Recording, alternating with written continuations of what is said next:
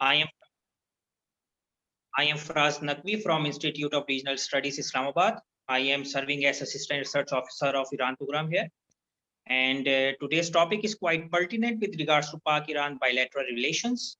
Last month, as you are all aware, that Iran celebrated its 43rd anniversary of Islamic Revolution.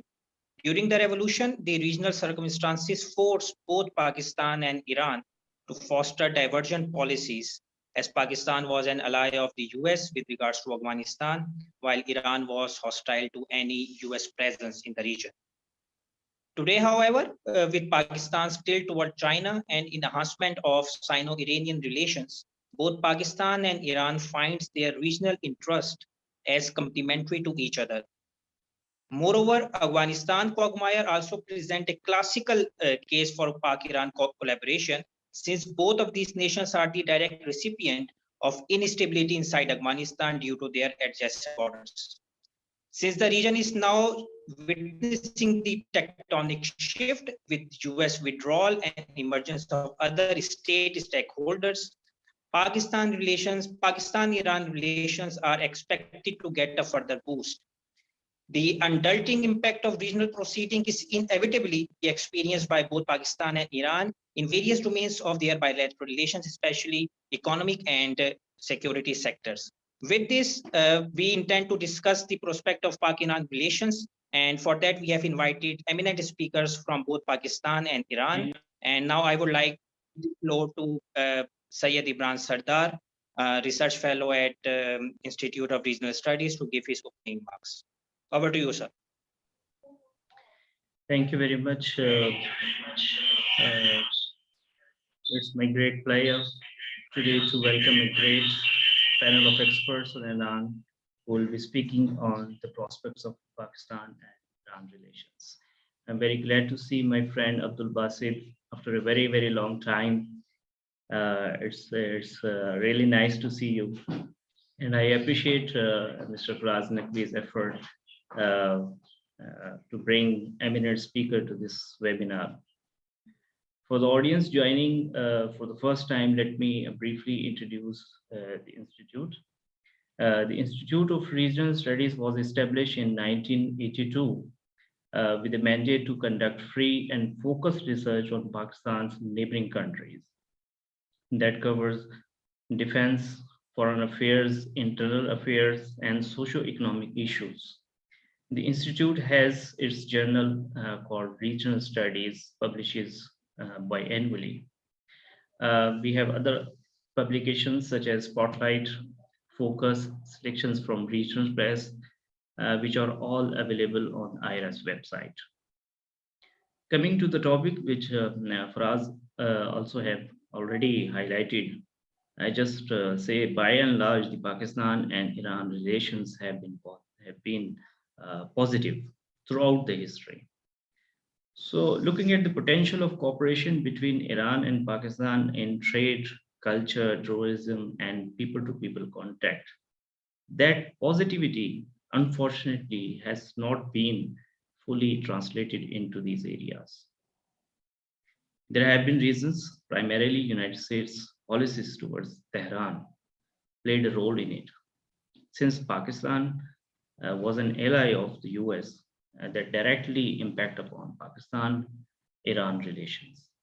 Nevertheless, Pakistan and Iran both never gone to any serious argumentative mode, despite the divergence of opinions in several instances in the past.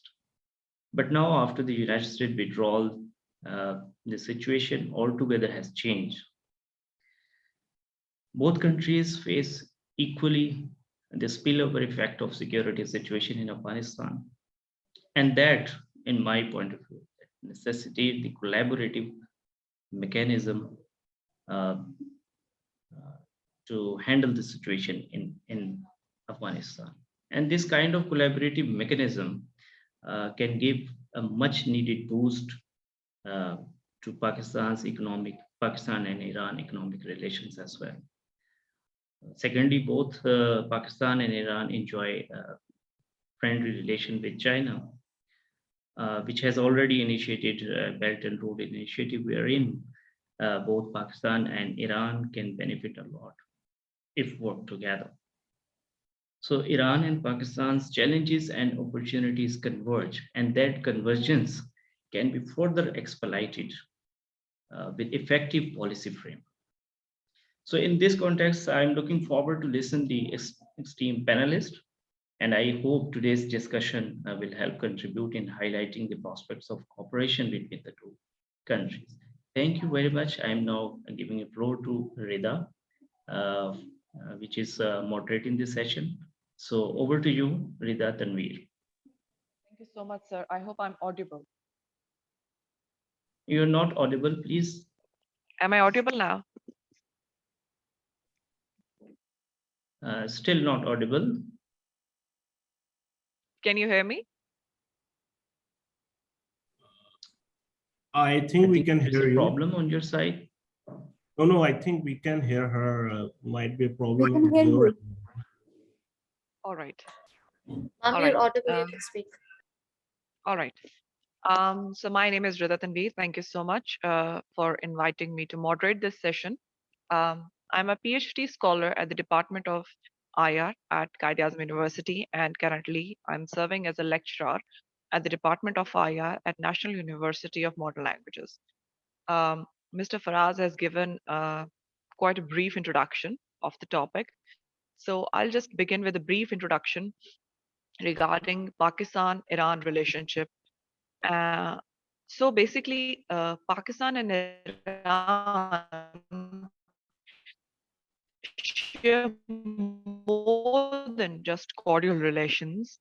When back in 1947, who recognized Pakistan, and despite the underlying tensions emerging as a result of some sectarian issues, both the countries continue to cooperate economically where possible, and they're also forming alliances in a number of areas of mutual interests, such as fighting the drug trade along the borders, combating militancy in the region of Balochistan, and more.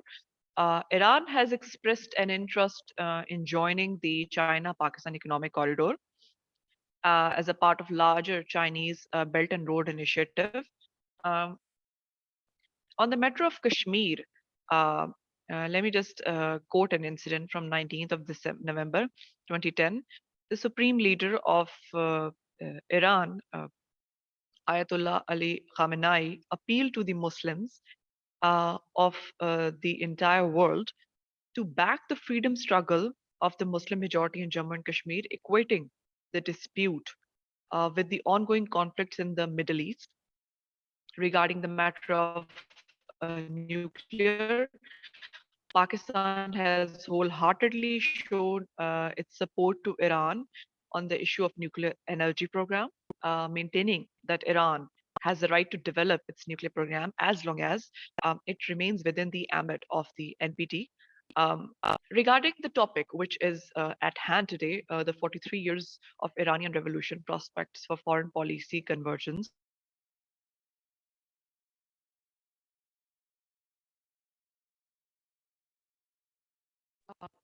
It has been 43 years since the establishment of Islamic Republic of Iran after the revolution of 1979. Both Pakistan and Iran initially were among the favorites of the United States, as we all know. However, with the passage of time, this favoritism actually um, went down the road. And in the wake of the anti-US pretentiousness in the aftermath of the revolution in Iran, the relations between Pakistan and Iran witnessed a decline. Um, with today's event, we shall shed light with the knowledge and expertise of our worthy speakers on the ways to further strengthen Pak-Iran relations, as well as help with the prospects for the foreign policy convergence between Pakistan and Iran. With this, I would like to invite our first speaker, Abdul Basit. He is an associate research fellow at the International Center for Political Violence and Terrorism Research and Nanyang Technological University, Singapore. Mr. Basit specializes in the issue of politics, violence, religious extremism, Terrorism, Non-State Actors, Pak-Afghan Relations, and Security in South Asia. He has co-authored a book entitled Dynamics of Taliban Insurgency in FATA.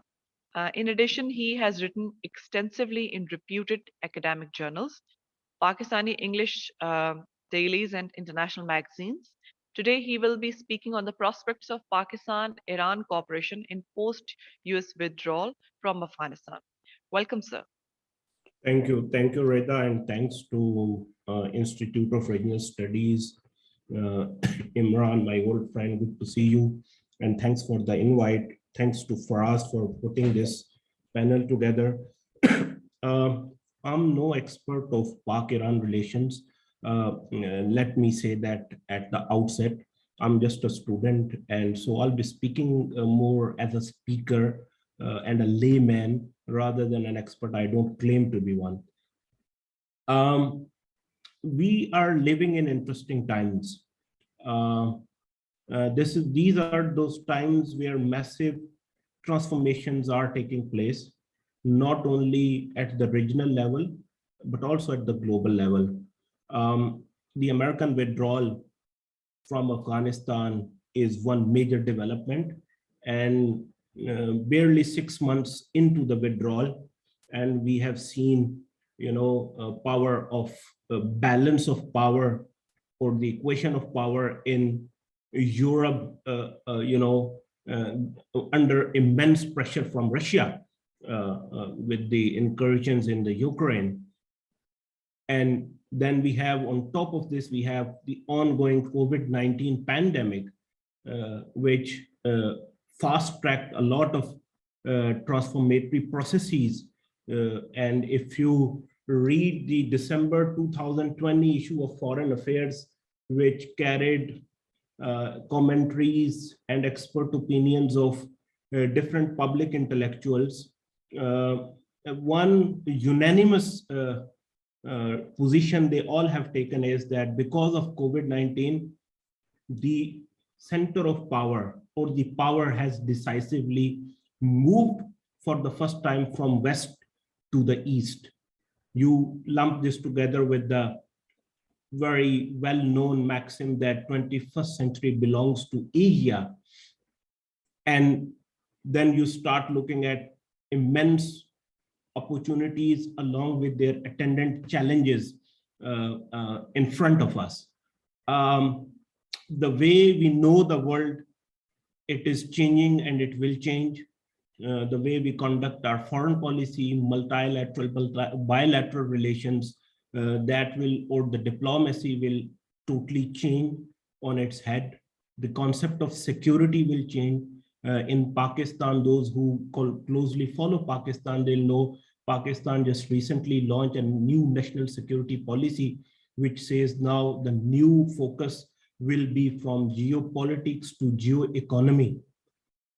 And it appreciates the enormity or the seriousness of non-traditional security challenges by putting economy and citizens at the core of the new security policy. And these introductory remarks pretty much forms the basis of my subsequent comments on Pak-Iran relationships. And I think with the US withdrawal and the signs that the positive signs that we are seeing that the US-Iran nuclear deal or JCPOA, despite enormous challenges, we'll see some positive developments on that front. If that development materializes, I think then for Iran-Pakistan relations, sky is the limit. And the biggest room is the room for improvement. And I think with Pakistan pivoting towards geoeconomy, Pakistan being an energy deficient country and Iran having the second largest oil and gas reserves in the world, and then particularly now with the developments in Russia and the US and the Western sanctions on Russia because of the Ukrainian conflict, I think Pakistan will be forced to look towards Iran. And if the US-Iran deal goes through positively, then I think Pakistan will have to look towards Iran to meet its energy requirements this winter we saw gas outages, and it is quite clear that liquefied natural gas, because of spot fixing prices issues, they keep fluctuating. It is not a permanent solution to Pakistan's energy requirement during the winter. So Pakistan needs to rely on more constant and permanent solution, which is available in the natural gas, not in the liquefied natural gas. So I think that is one area where both countries can cooperate a lot with each other.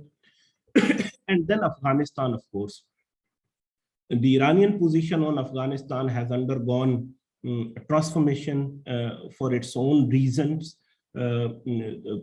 Earlier, Iran was supporting the former Northern Alliance group, and Pakistan was supporting the Taliban, which created its own challenges for both countries. But now the Iranian position has undergone a change, and Pakistani position on Afghanistan has also transformed. While Pakistan, as it is known, backs the Taliban, but Pakistani position is changing in a sense that Pakistan now wants to engage all the political and ethnic groups in Afghanistan, not just the Taliban.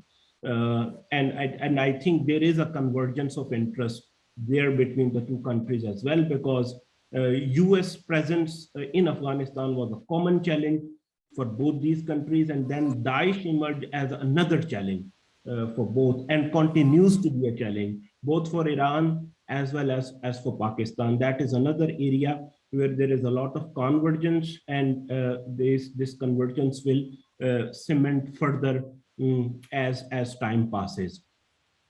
Then comes the issue of border militancy, insurgencies with militants residing in border areas of both countries, and undermining the border security every now and then. But paradoxically, if you look at this trend, this is more of an irritant which, rather than pulling the two countries apart, has reinforced cooperation from both sides.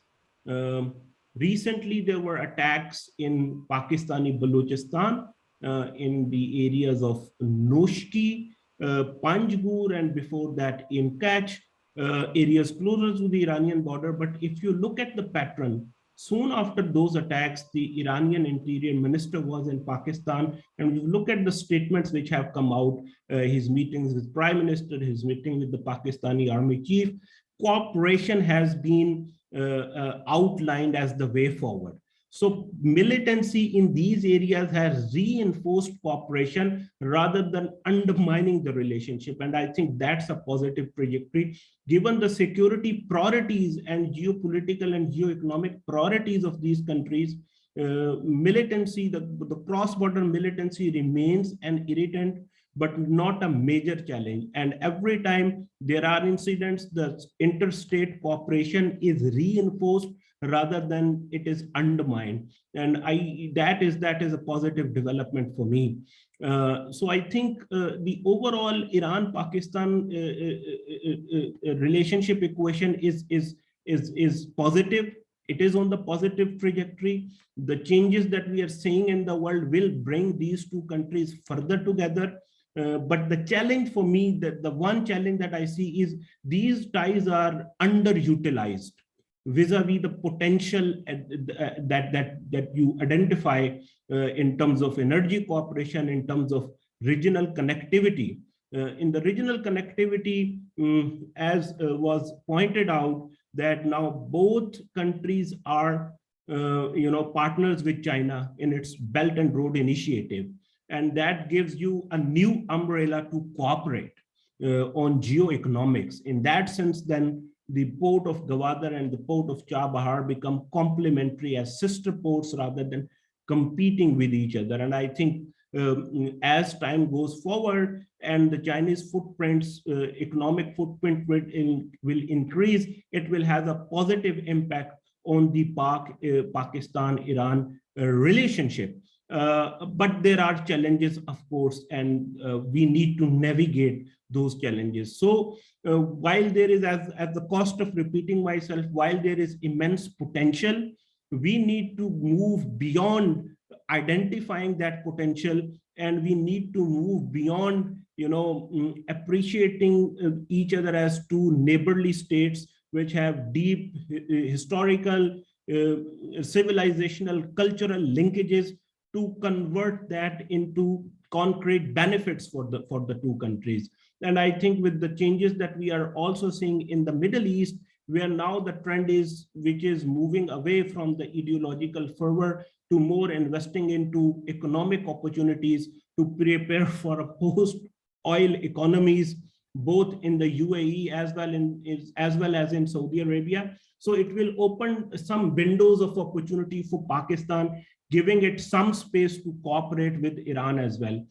Pakistan has always balanced the relationship between the two Muslim countries. It has reinforced its neutrality. Time and again, we have seen that. We saw that during the Iran-Iraq war. We saw it in the Yemen war as well, where Pakistani parliament passed a resolution. Pakistan did not become a part of that war, so that neutrality has been reinforced. But beyond the neutrality, the problem with the neutrality is that while the neutrality has been there, it has contributed to keeping the ties where they are.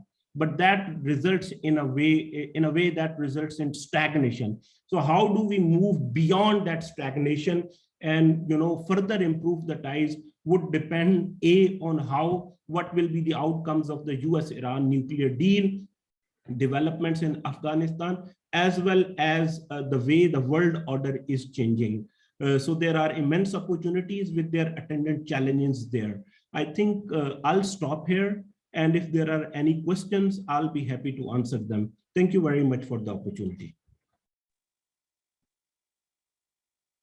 Thank you so much, sir, for the words of wisdom, sir. And your topic was actually quite enlightening for us in order for us to understand the prospects for Iran and Pakistan and how they can cooperate in post-US withdrawal from Afghanistan. And especially if JCPOA materializes, like you said, the sky is the limit for Pakistan and India. And if they indulge more in economic cooperation, then since the outages faced by Pakistan can be met with. And similarly, the triangle in terms of geoeconomics of China, Pakistan, and Iran holds a tremendous opportunity and an advantage in itself, and not only for the region, but for the globe at large. So thank you very much with this. And with this, I would like to call our next speaker, Ms. Dr. Ali Umidi, who is presently serving as an associate professor at the Department of International Relations, University of Isfahan, Iran. His areas of expertise are Iranian foreign policy and Iran's relations with great power and neighboring states. He is the author of 5 books on Iranian politics and foreign policy. He is also the recipient of SIPRI Fellowship Award with UNITAR International Award. Today he shall be speaking on Pak-Iran bilateral relations and the Chinese factor. Welcome, sir. Thank you, Rida. It is my pleasure. I'm here. Do you hear me? Everything technical is okay? Yes, sir. There is a little bit background noise at your end. Otherwise, you're audible, sir. Okay. It is my facility. I have no more to improve my technical issues. Okay. It is my pleasure. I thank you for inviting me to this panel. I also give my greetings to other panelists, Mr. Abdul, Ms. Sumaya, and other person. Okay, I want to outline the commonalities and complementarity between Iran and Pakistan and give a prescription for improving and bolstering bilateral relation.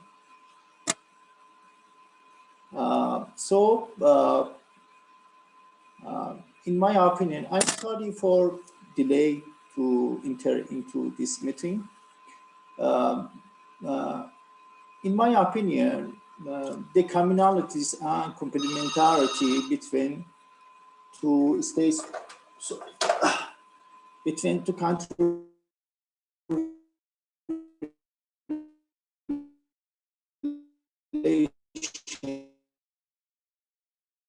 more much than the, in my opinion, on political issue, there are a lot security commonalities, security complementarity between two countries, and in regional perspective.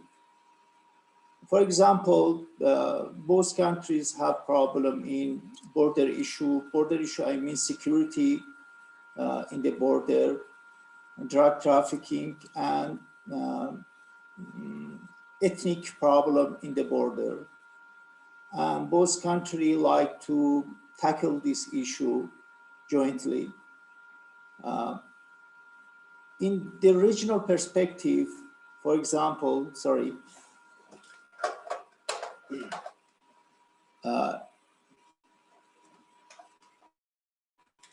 in regional perspective,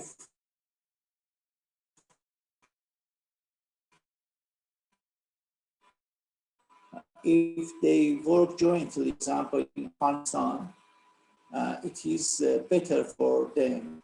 If they take a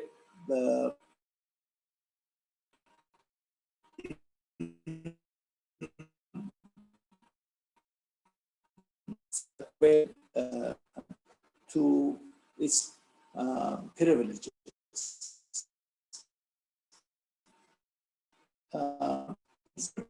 Both countries' interest is to cooperate closely.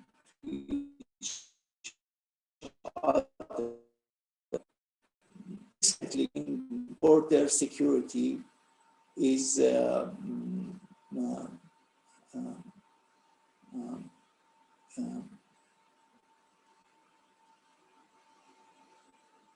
is considerable. So on economic issue, there is potential for bilateral relations, and Iran is rich in oil, gas, natural gas, and Pakistan is deficient in this area. Iran has other comparative advantage to Pakistan in industrial issues, industrial areas, and they can make a strategic economic cooperation for a long term. And for building a long-term relation, they should make a rail, I mean. And so interconnectivity is, so the politics, or I mainly mean the gas cooperation, the gas, the peace gas pipeline. And I address this issue again. On cultural issues, there is very commonality between two countries. When I was youngster in the high school, I known a personality, Iqbal Lahori, and his character was very attractive for me and other Iranians, that there is such personality that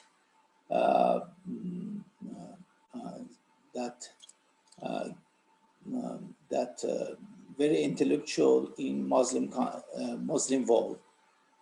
So in this regard, both countries are Muslim countries, and there are, in linguistic terms, there are very commonality between two countries, and some political personalities, they have Iranian originality. For example, Benazir Bhutto and your former Prime Minister, Mr. Reza Gilani, Yusuf Reza Gilani. Yusuf Reza Gilani is from Iranian Caspian area. His ancestor is from Caspian area. I'm from Caspian area also. So I mean that there are very historical and cultural commonalities. Both countries are Islamic Republic, and Islamic is their political identity and direct their action in the political issue in the regional and global. But there are some problems between the countries. In my opinion, there is two main problems. The first one is that we see a kind of passiveness from Pakistani side in bolstering bilateral relation. For example, in the gas pipeline, Iran underwent dozens of billion US dollars to build the pipeline from the Iranian Bushehr province to Iranian Sistan province. But Pakistan contradicts its commitments, in economic commitments. I mean that Pakistan even did not build 1 meter of this pipeline, despite it is complete. It is very along its interests. We see a kind of passiveness in both countries' relations. Sorry.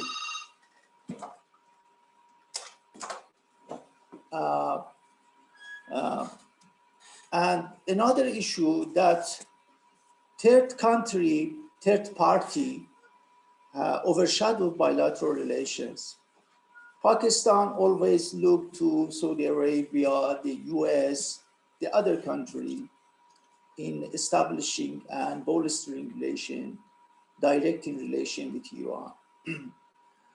And sometimes I think it is oversensitive to this issue involving third countries. I mean that sometimes bilateral relation does not exclude other countries' interests. For example, building pipeline and energy cooperation between Iran and Pakistan does not harm other countries' interest in Pakistan. And it is 100% aligned Pakistani people's interest. But Pakistan withdrew from this project and delay all time. And I think Pakistan have a lot of passiveness in its relation with Iran. And we see a lack of political willingness in Pakistan. There are a lot of bilateral summit visits between two countries. And there is a lot of memorandum of understanding and other political, cultural agreements. But in practice, we see nothing from Pakistani side. So for this reason, Iranian former energy minister, Mr. Bishan Zangene, said it is better we forget Pakistan because they do not meet their commitments. As I outlined here, in Iran, there is such view that we cannot rely on Pakistan, Pakistan government expression on interest in bilateral relation. So if we want to improve mutual relation, it's better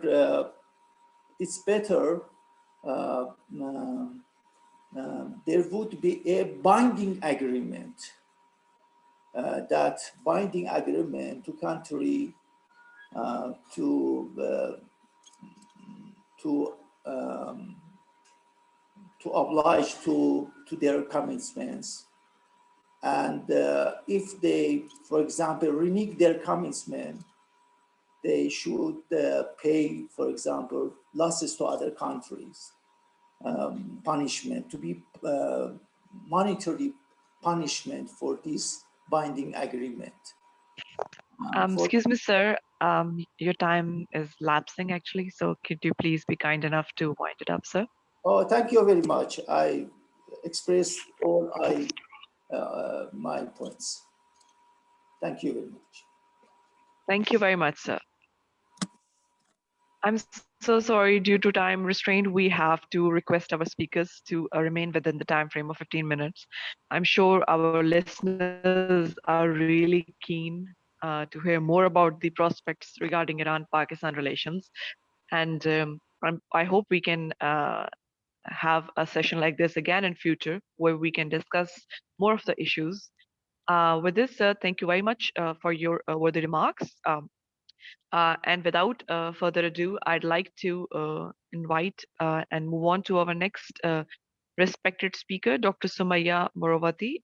She is a research fellow at Center for Middle East Strategic Studies, Iran. She is also the director of South Asia Studies at Tehran International Studies and Research Institute. She has a strong grip over the bilateral issues of Pakistan and Iran. Moreover, she also shares expertise on Pak, Afghan, and Iran-Afghan relations, foreign policy, and security studies. Madam, you're welcome. Assalamu alaikum. To all my Pakistani friends. Thank you for inviting me. As my colleagues mentioned, most of the point about Iran and Pakistan relation.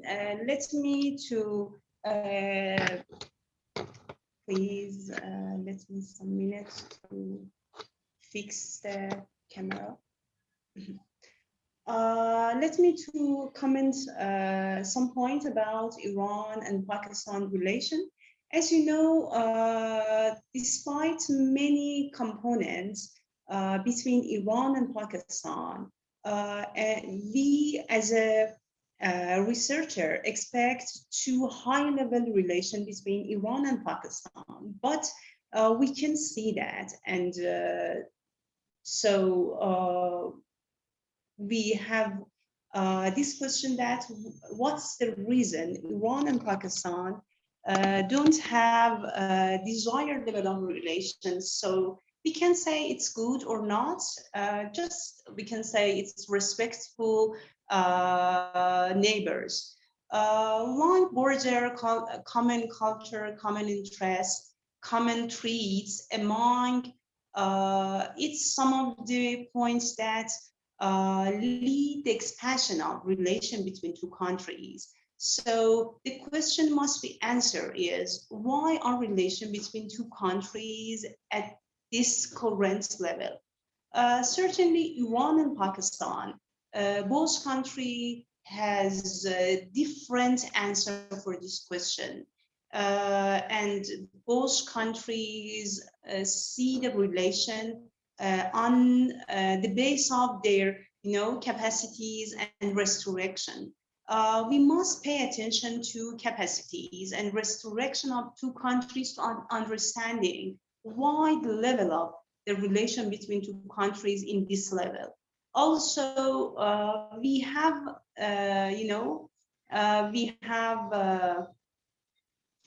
after answering this question, we can,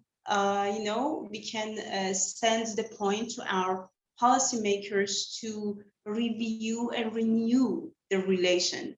For example,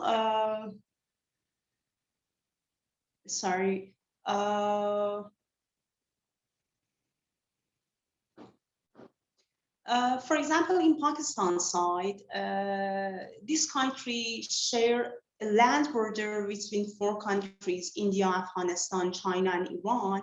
and has a and 3 borders between Iran, Afghanistan, and India. It's a long border, and Pakistan has a security issue with India and Afghanistan, and just the border with Iran. It's we can say it has a low problem and security issue for Pakistan, and cause a problem, serious problem for Pakistani government. So as a Iran, when we see the Pakistani friend and Pakistani brothers understand that, they try to give their most energy to other borders. So maybe it's one of the reason that they say, okay, we never have a problem with Iran and Iran borders. So in this time, we have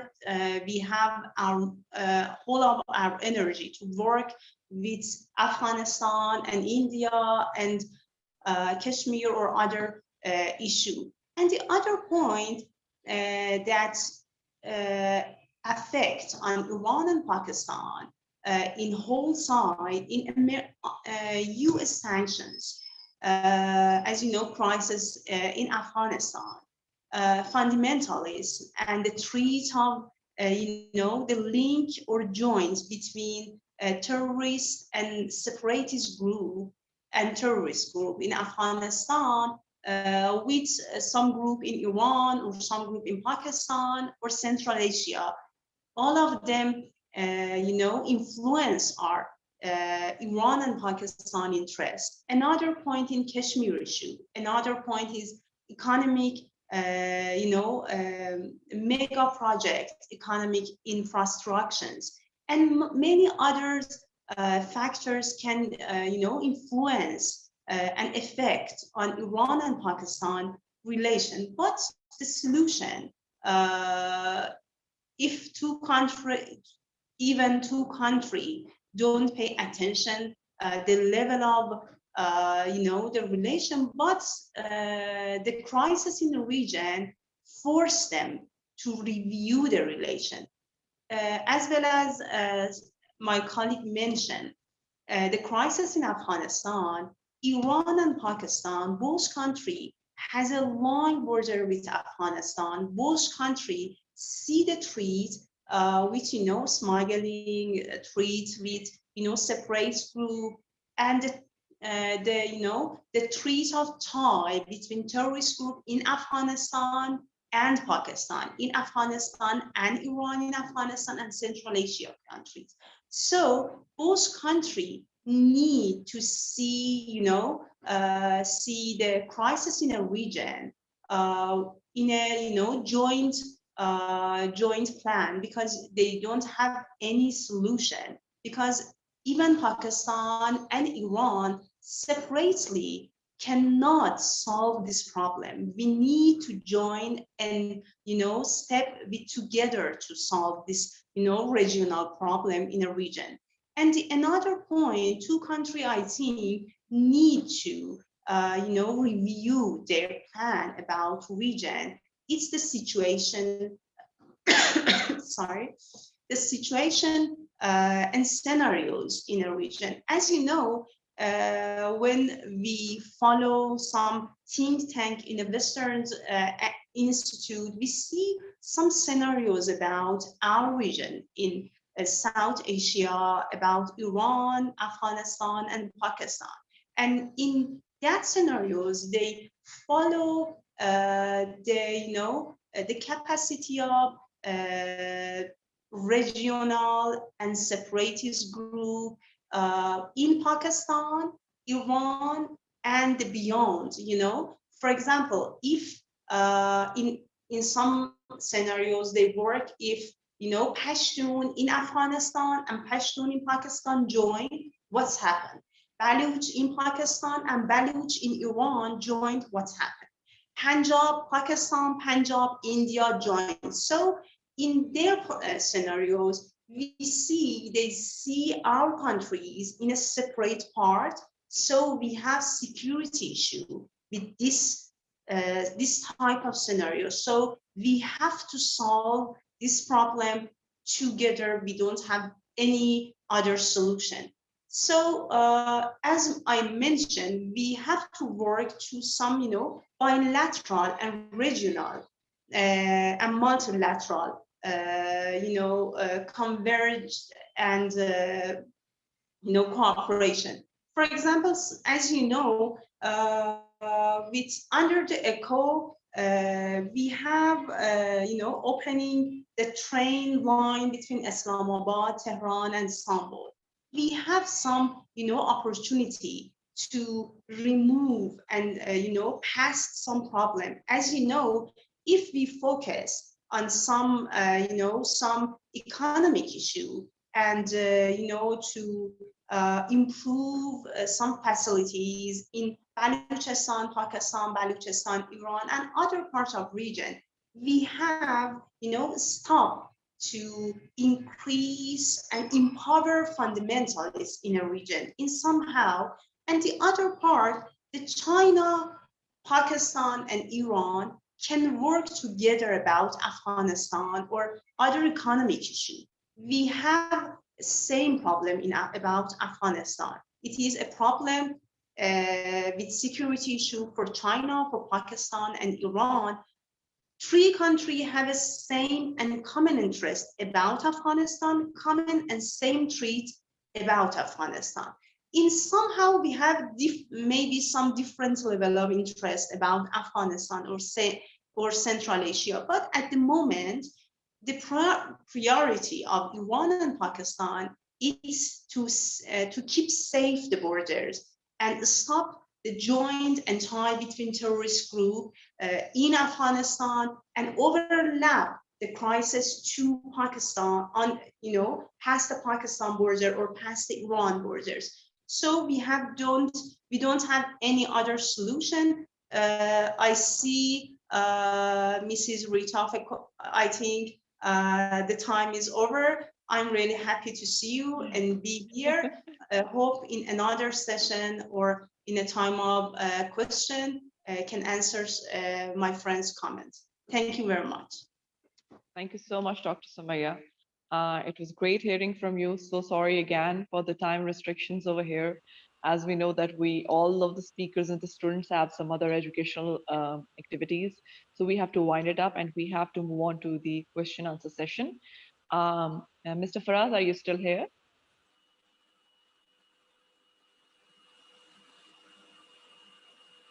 He's not here. Please proceed with the question and answer session. Are there any questions from the audience, or should I continue with the questions that I have with me? There is one question from Aksa Shafkat in the chat panel. All right, let me just check it out.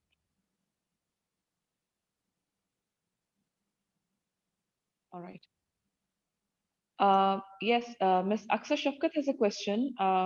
I think that could be answered by any of the speakers, that how do you see the success of nuclear deal as beneficiary for Pakistan?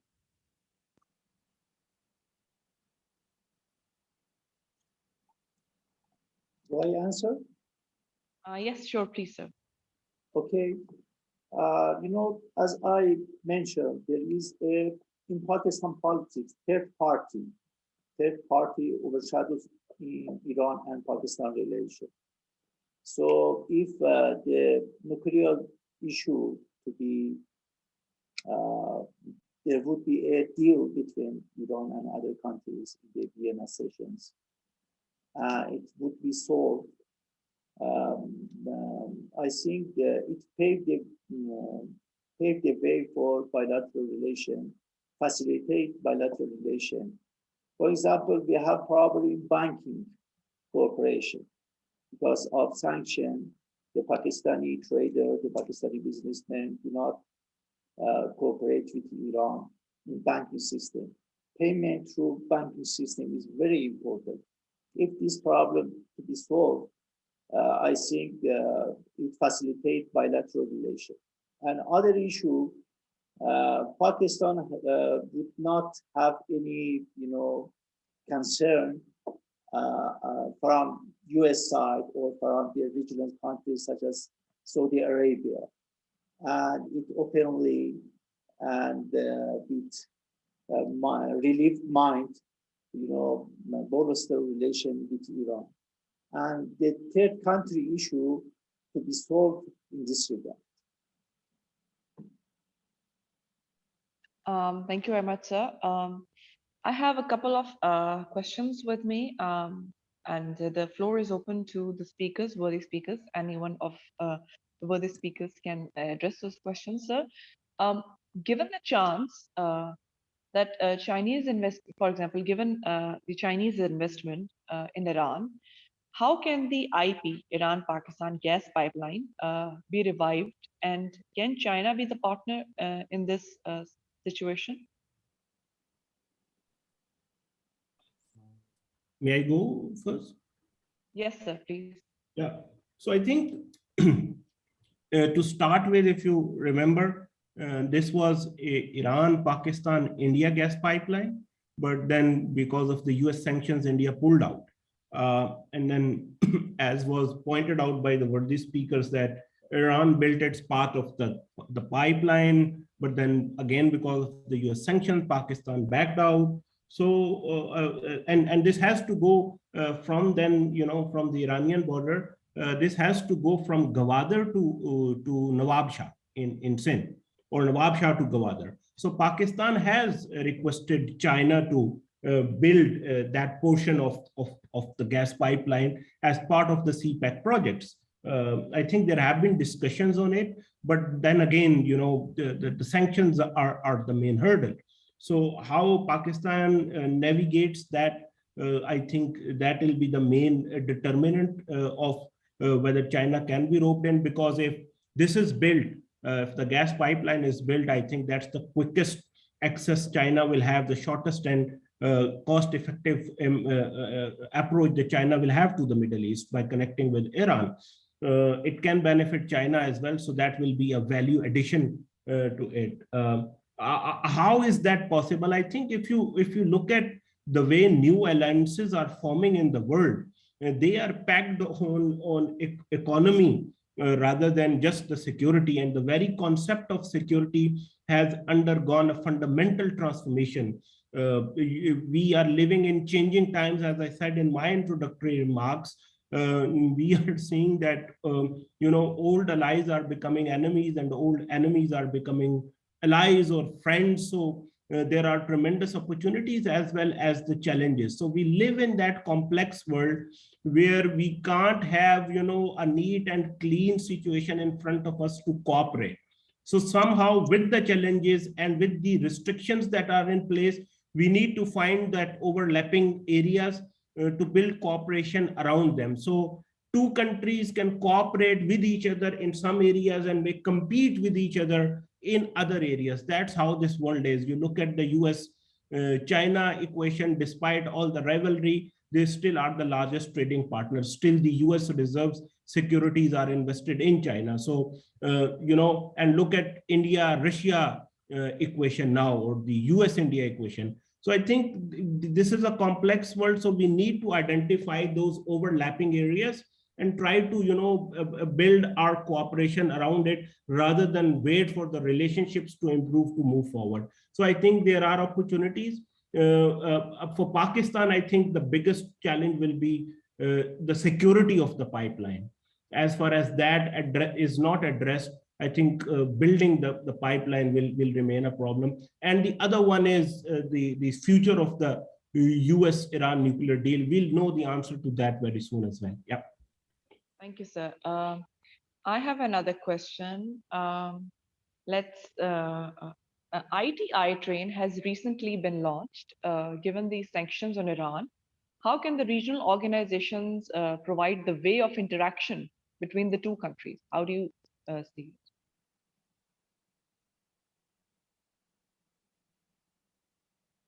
Sorry, I didn't get your question. The ITI train has recently been launched. Given the sanctions on Iran, how can the regional organizations provide the way of interaction between the two countries? Sumaya, go ahead. You answer. basically Istanbul-Tehran Islamabad Railway, which has recently been launched. So given the sanctions on Iran, or I can move on to the next question. How can bilateral trade be increased, which is presently below its potential?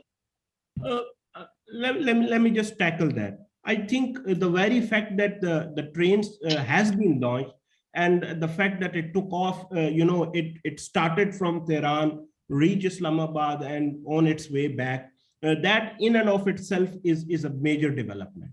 It is a major development. And I think then going forward, this sets the precedence because a psychological barrier has been crossed. It's a milestone. In and of itself, it's a milestone. Yes, you can ask me in terms of material benefit, what do we do with the milestone if it doesn't go anywhere?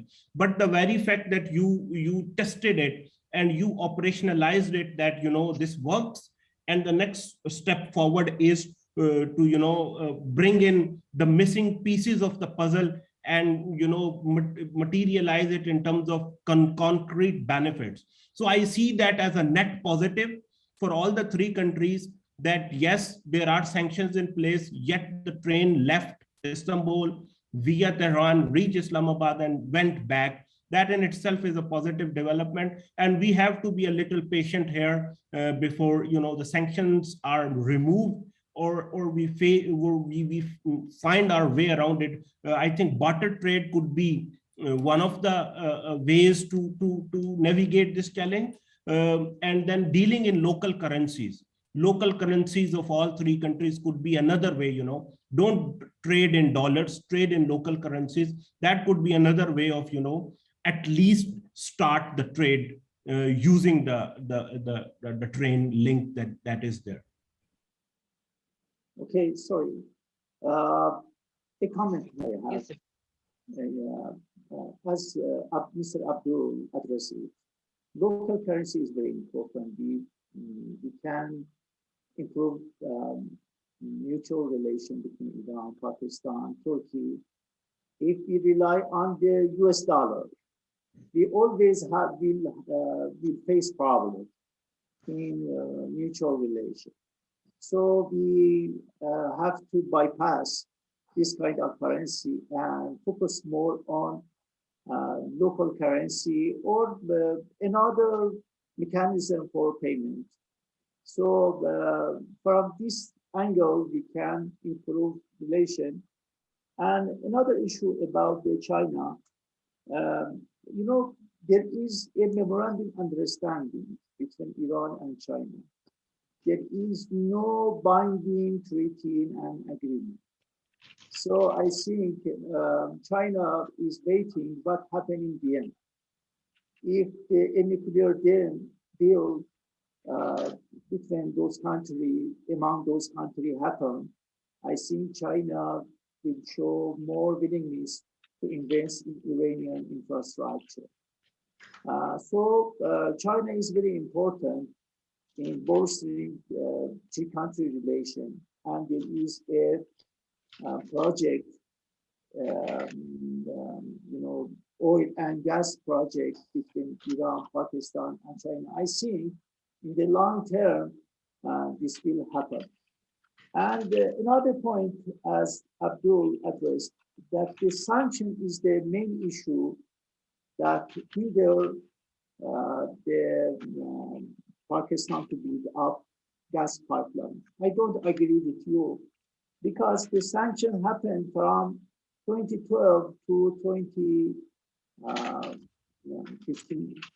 And after that, a nuclear deal between Iran and other countries happened during Obama presidency. And from 2015 to 2018, there is no sanction. There was a nuclear deal. And when Trump scrapped this nuclear deal, yes, sanction happened. So I mean that there was a lot of opportunity Pakistan take action to build up this pipeline. So from Iranian side, we see kind of passiveness from Pakistan. And sorry, I tell this. Iranian politicians see that Pakistan is a free rider, and Pakistan don't want to spend a penny. Pakistan just want to use the benefit of the investment other countries do. And it made a bad precedent in mutual relation. So if Pakistan, if we want to something happen in mutual relation, Pakistan should take action and should spend money. And as I propose, binding agreement that imply monetary punishment. I think in this way we can put mutual relation in a foreseeable prospect. Okay. Let If me to Reza, just a quick response, if I may. I totally agree with you, sir. I mean, but to spend money, you have to have money. So, I mean, that the money is not there. We have to look for investors, number one. Number two, I mean, from the Pakistani perspective, you have to understand, you are absolutely right. There was this window when the sanctions were not in place. So Pakistan should have moved ahead with building but then the security was the issue. Remember, last 20 years, we have been victims of terrorism ourselves. From 2001 to 2015, 2000, and the last few years also, we have gone through a war ourselves. We have fought our own war on terror. So, keeping all these issues in view, Pakistan has undergone a major transformation as far as internal security is concerned. Factor in, all those elements, and then the answer emerges. But I totally agree with you in principle that should have done more, could have done more, but then there are these intervening factors that are always a hurdle. Thank you so much, sir. Thank you, worthy speakers, for your worthy remarks and your input regarding the topics which you have discussed today, and enlightened our audience with your viewpoints regarding 43 years of Iranian Revolution, the prospects for foreign policy convergence between Pakistan and Iran. With this, I'll be signing off, and I'll be handing over the dais to Mr. Faraz. So you have the floor.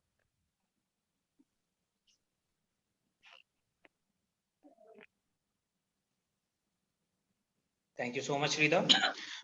I would like to thank all the speakers, Mr. Abdul Basit from Singapore, Dr. Ali Omidi from University of Isfahan, Iran, and Dr. Sumaya Murovati from Tehran International Institute, and also Ms. Rida Tanveer from Namal University. I would like to thank all of you and all the participants for ensuring your presence in this very vital seminar on very pertinent topic.